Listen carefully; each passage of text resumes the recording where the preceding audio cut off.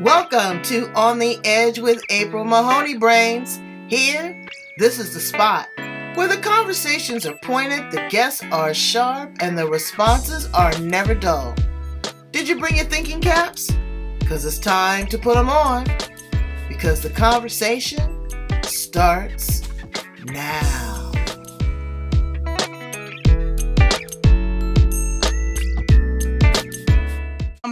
I think generally I just want to talk about domestic violence in general.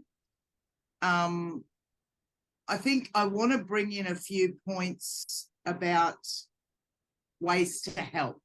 Okay. All right. For the general population, because it's not only the people that are affected by domestic violence that matters. There's people in the community that can entire society. Yeah. All right, here we go. Welcome to On the Edge with April Mahoney, sweet people, brains. How you doing? This is the spot, the place where the conversation is pointed, the guests are sharp, and the host can't say the tagline. The place of the conversation is pointed, the guests are sharp, and the responses are never dull.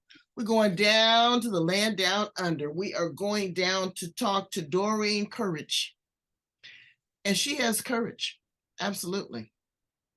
We're talking about Infinity Coach. Infinite Coach. What does that mean? What does that look like? Well, you know what? She's a soldier on the battlefield. She's working, supporting, encouraging, and uplifting women, and in some cases, men too, and the children of domestic violence. When somebody is wailing on you mentally, physically, financially, it's a whole different story. The struggle is real. I want to ask her some questions because she looks like she's a pretty tough lady, or as they say down there, a pretty tough bird. And I want to know why she didn't put some pigeon shit on this person that put her in an awkward situation. But you know what? Now she has the wings of an eagle and she is soaring. Let's welcome her to the show. How are you, Doreen? Hello, April, and hello, Brains. It's really great to be here. I love your voice. It's just, can you sing? Not very much in the shower. Oh, you got such a sexy kind of raspy voice. I love it. It just seems like you can just really belt one out. Okay, well, I might give that a go too someday. Absolutely. So tell us a little bit about your story and your journey. How do you show up in the world, Queen? So I married young, basically to get away from not abuse, but not a wonderful relationship with my mother. Had two absolutely gorgeous daughters, and soon found myself in a situation where my then husband was just very, very jealous at all times. And so things escalated after he'd had a few beers. He was a great dad. He was a great husband while he was sober. But he obviously had issues of his own that he should have, could have, maybe should have dealt with. Sadly, he died when my children were very young. And I remarried. And as it goes with small town country kids, certainly in Australia, raised in regional areas, I think the pattern continued, and I was too afraid to, I just simply didn't have the courage to try and raise my two little girls on my own. So I found myself in another relationship, and hence raising his children beside mine. He had quite a number of, he had a fairly serious health issue within the fact that he had really big troubles with his back. And so he was at a point where he needed a second lot of spinal surgery. He was on fairly heavy drugs. And was drinking lots and lots more all the time, and things just became impossible. And there was lots and lots of incidences where I would rather forget. And frankly, I have pushed a lot of those things down, as we do as human beings. We do whatever we do to protect ourselves and try and just live some sort of more normality.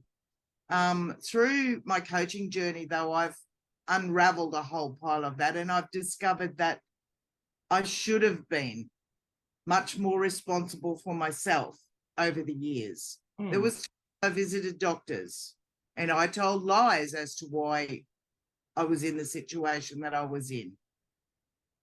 They were fairly probable sorts of lies. But anyway, so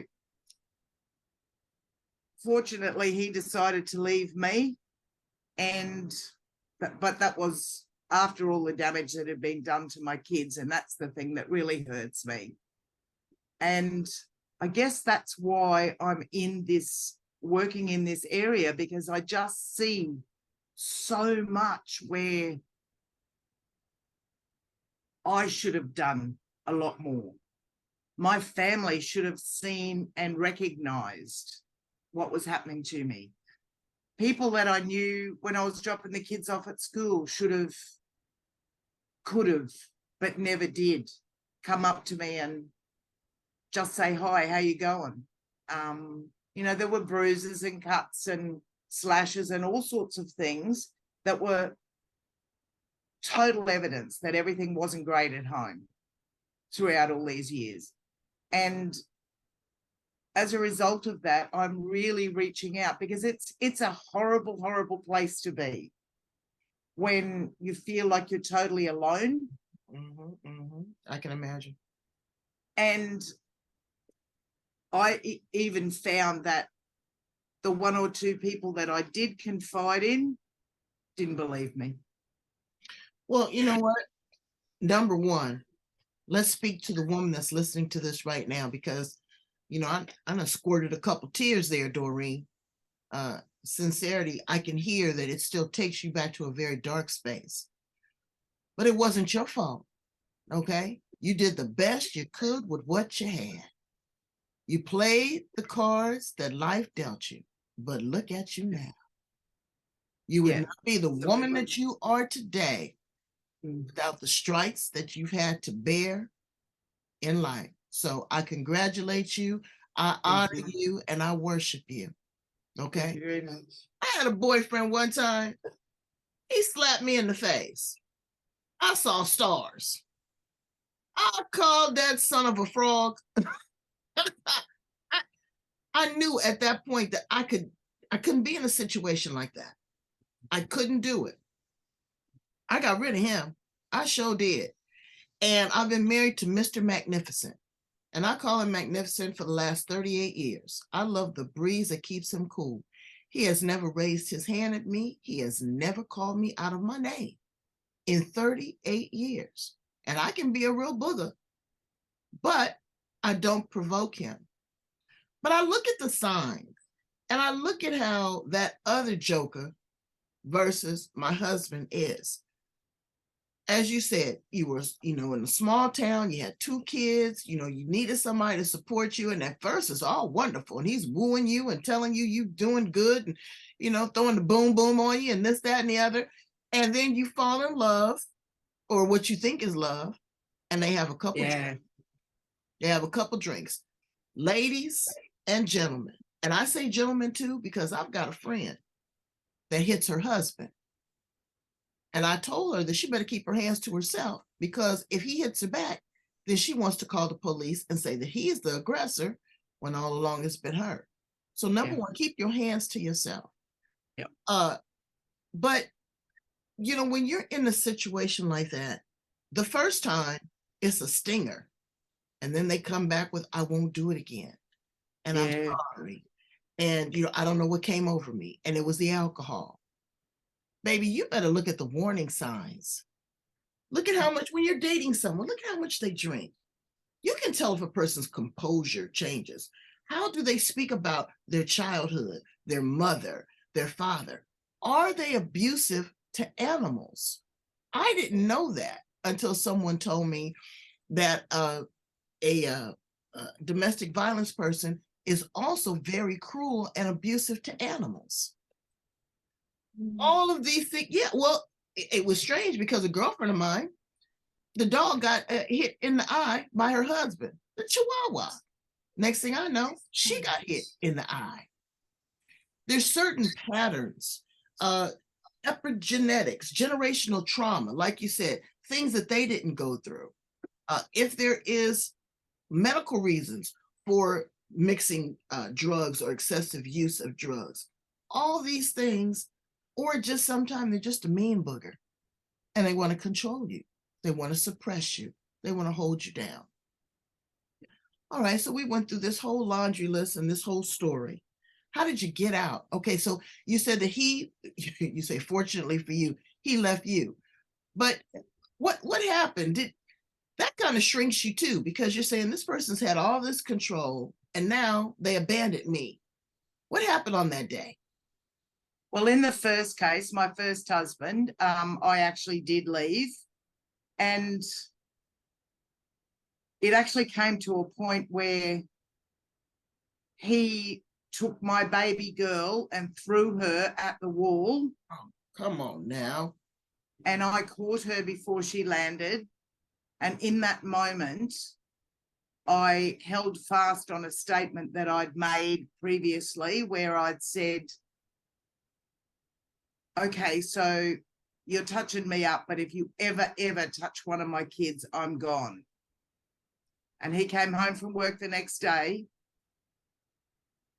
No, it was 2 days afterwards, because the next morning I tried desperately to talk to him, but he had something else that he had to do that was much more important than having a discussion. It would have been my final discussion with him.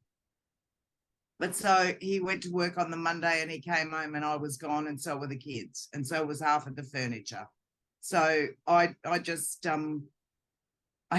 actually called my mum and dad, had an exceptionally good relationship with my dad, and I asked my mum how it would affect her if I left my marriage. So it's quite evident that I was a basic people pleaser and had been for life at that point. I was more interested in how it was going to affect mum and what the repercussions there were going to be. But, excuse me, Dad just said straight out to me, get out. And the next morning there was a truck at my door that we loaded my stuff into. And of course, later that afternoon, I went for a drive and found a house to move to that was out of the way, I guess, so that I could try and be somewhere where he wouldn't expect me to be. I knew that he would expect me to go back to mum and dad's, and I certainly wasn't going to go there. But it was just that decision. And I think because I'd always said, if you ever touch one of my kids, I'm out, that subconsciously I stuck to that. And I have discovered that that's a pattern with myself as well. In the case of the second marriage, when I say he left me, he left several times, and we tried to work through that with marriage counselling, etc., etc. But this last time that he left, I just said there's no coming back. So I just obviously made that decision subconsciously and just stuck to it. So that was all I could do, was just make a decision and make it firmly so that life was going to work for me. It was extremely difficult because I was unemployed in both cases. And you don't raise children on the smell of an oily rag. Well, I don't mean to laugh, but you Australians have the best slang ever. You know, wait, what was that again? You don't raise you don't raise children on the smell of an oily rag. Oh, you need the oil. Yes, you do. Yes, you do. Not just the mess it's left behind. Yeah. Anyway, well, you know, so now the girls are women now. Yes. What are you pouring into them to help them deal with the trauma, not their own personal trauma, but what they saw their mother go through? How do you teach them to break the patterns? Well, sadly, I haven't been able to do that successfully because I've got one that's had just coming out of that same sort of, well, not a physical situation, but certainly an emotional and a controlling situation. She's just broken free from that middle of the year last year and is still trying to work through all of that, is still suffering from the control and it's a sickness that they have where they just need to have you so that whatever they say you need to do it. But there's so many different sorts of domestic violence. You know, there's financial, where they only give you a tiny little bit of money. And I've got a little trick here for anybody who's in that situation. Groceries are going up. They must be going up in the USA. I know they've gone up exponentially in Australia. Every time you go and buy the groceries, go and buy a gift card as a part of those groceries, so that you've got that little Visa card that you can use on some supplementary little thing that you can use for yourself. It might be a runaway fund that you're trying to build, whatever. But just find little ways like that where you can fund whatever you need to fund. I mean, reach out for help. Do not be afraid. Know that you are not alone. Absolutely. Know that you are not alone. Absolutely. You know, there are programs. Again, there's women in situations where mom has told her, look, you marry up. Oh, you can't come here with those kids. I'm not going to help you raise them. Stay there with that husband. He's not that bad. My husband hit me and I got through it. Oh, well, you know what? Everybody's got their own road to hope. And so what I need for you to do right now is to stop and think about yourself. Generate some love for yourself. Look in the eyes of your children. Don't think that the children don't know when their mother is bruised, or when she's crying, or when she's throwing up, or when you see a lot of abuse in the house. You know what that looks like, and you can stop the pattern. You got to sneak out. You got to work with people like Doreen to develop a plan, okay, to get out. Worry about recouping yourself later. You are worth it. You are important. You are strong. You are worthy. Your kids are worth it. Doreen, give them some tips on how to break free. What do you do when you're in that situation and one day you just said, I want to get out? Well, and that's the other thing. Sometimes it takes people a very long time to get to that point. But just know that there's definitely support out there. We've got support from governments. I'm not sure what the USA is like, but we've got massive resources here. I'm going to put a telephone number at the back of the interview for Australia as well as America for domestic violence abuse. And Doreen is going to give us that. But okay, so you said that there's government help. There's government help. And another thing, you know, when you're looking on the computer online and stuff like that, and I know that this probably sounds bizarre, but if you've got a person that's trying to manipulate you really seriously, whether it be male or female, in Australia, we've got an organisation called 1-800-RESPECT. The phone number is the end of the phone number is the respect part. But if you're going on there and trying to find resources and places where you can go to in your own area, make sure you delete that history off the computer. If you're make sure you delete the phone number off your phone, because sometimes those little tiny things can create situations where a problem will escalate. And there's been plenty of cases where there's been deaths involved. Oh yeah. Both male and female. And I'm just trying to give you some tips so that you can just cover your tracks a little bit. Reach out.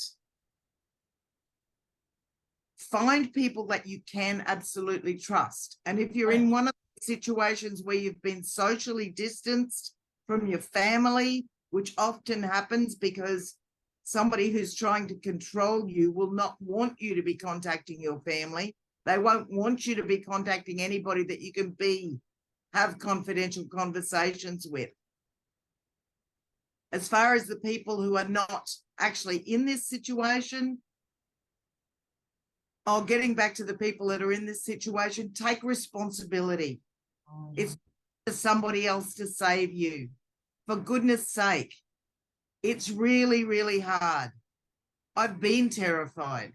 I wrote a chapter in a book last year called Forgiveness, Healing for the Soul. And in actual fact, I was one of 24 authors that wrote in this book. Mine is more of a journal entry of one situation one day when I was sat on the floor in front of the lounge room window. I had both of my children behind me for protection, and both of his children were either side of me. And I'll just read you a quick excerpt out of that. It's a little bit further into it. In this moment, I hate him with all of my heart. Should I try to tackle him? No, I don't want to leave my girls in clear view. Holy crap, he's coming. Oh, the barrel of the gun feels so cold on my forehead. Oh my God. To stop whatever's coming. The barrel's so round. It's cold and hard. What will death feel like? Will I feel anything, or will it be just over in a heartbeat? What will this do to the kids? Will they always remember my head splattered over the window, the walls, the sideboard, and the ceiling? Who will clean that up? I feel like I'm having an out-of-body experience. I'm feeling spaced out. I'm cold. I'm cold with fear. Fear for myself. Fear for my kids. Fear for their futures. Fear on how he will react tomorrow when he's faced with the consequences of his action. Fear of dying slowly. No, it won't be slow. It'll be quick. Everything's happening in slow motion. I hear him telling me that this pain that he's in is all my fault. I ask too much of him. How's he supposed to be a good father when he can hardly walk? Wow. There's a huge amount of emotion that's involved in a situation like that. That was extremely confronting. But if you're in any sort of situation like that, for goodness sake, find someone that you can talk to, anyone. If you find yourself at the hospital because of injuries, don't just tell lies and fob it off. Find a way. Find a way.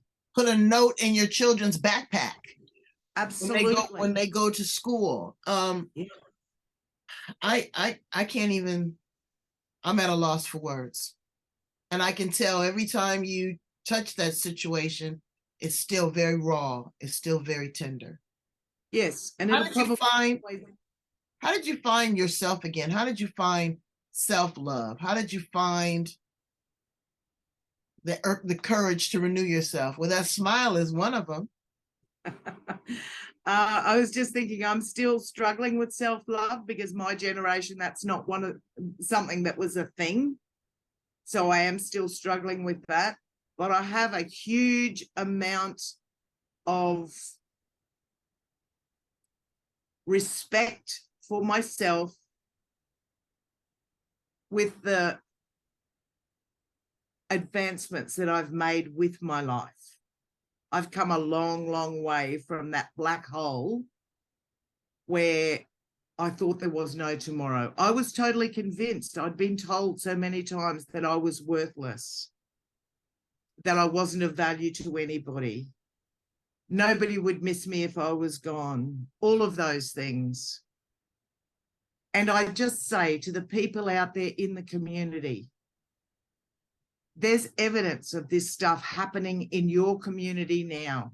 It happens with the rich. It happens with the poor.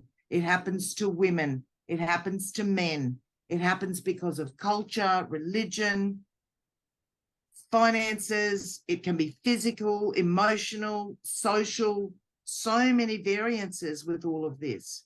If you're at school dropping off your child and you see a woman who's so timid that she's barely able to look at anybody, don't just bulge up to her and say to her, hey, what's going on in your world?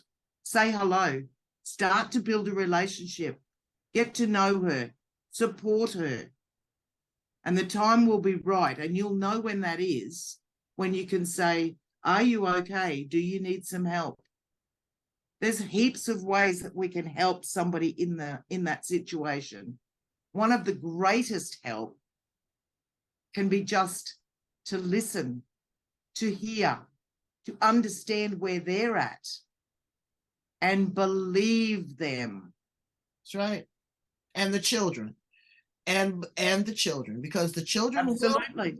they will speak out.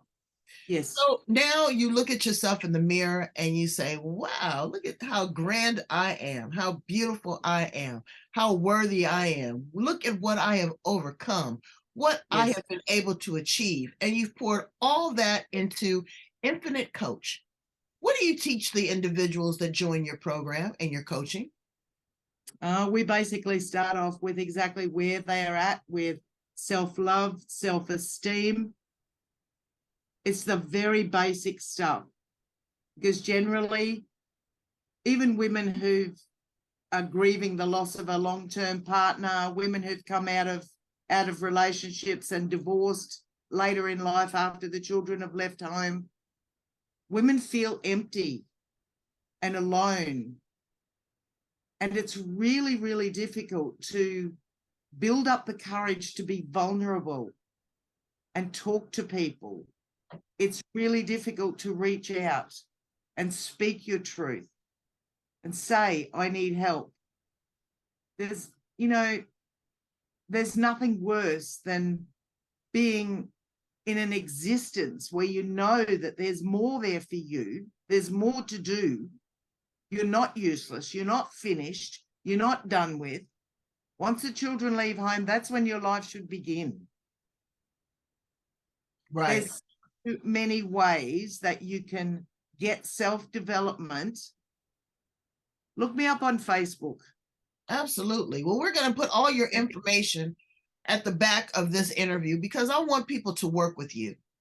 I really want them to know that there is someone out there that is going to support them, that you're not, like I say, a one-legged stool.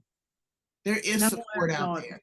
It's tough for families. Sometimes they don't want to take you in. They don't have the finances. They don't want to get involved. They don't take you seriously. But you know what your situation is, and you deserve love. We all deserve love, if it's nothing else but self-love. And you are a loving soul. Doreen, thank you so much for sharing your story with us and your courage. Still, I'm teared up for two reasons. One, because of what you had to be subjected to, but two, because of the beautiful woman that you now are. Thank you so much. Thank you. April, if we help one person today, my job is done. We're going to help more than one. We're going to show this. We're going to share this. Tell my brains how to get in contact with you outside of Facebook. Do you have a website? Do you have a current program that you're working on? Yes, and my program is available through my Facebook page. I am currently in construction on my web page, so that won't be very long. I think that will be all finished by next week. So it'll be Doreen Kerridge, Infinite Coach. Thank you very, very much, April. This has been a pleasure. Brains, where's my postcard so I can tell you where we are? I done lost my cotton picking postcard. I got so into the situation, but you know where you are. There you go.